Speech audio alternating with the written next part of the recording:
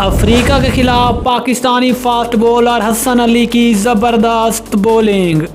Africa के खिलाफ Pakistani bowlers की शानदार कारकर्दगी। दूसरे टेस्ट मैच के दूसरे दिन के चाय के वक्फे तक मैच की क्या सूरत हाल है, मुकम्मल तफसील इस वीडियो में।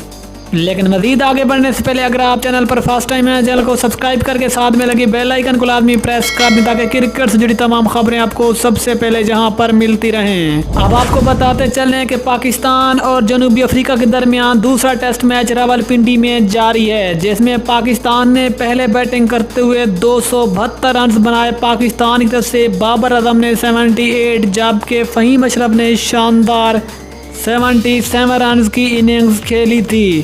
लेकिन इसके बाद पाकिस्तानी बॉलर्स भी छा गए। पाकिस्तान का से हसन अली का शानदार कमबैक अफ्रीकी बैट्समैनों को तहस नहस कर दिया। आपको बताते चलें कि दूसरे दिन चाय के वक्फे तक अफ्रीका की अब तक 60 रन पर 3 विकेट गिर चुकी हैं, जिसमें हसन अली ने शानदार बॉलिंग का मुजाहरा किया और हसन अली 2 गेंदों पर 2 खिलाड़ियों को आउट करके पाकिस्तान को मैच में वापस ले आए।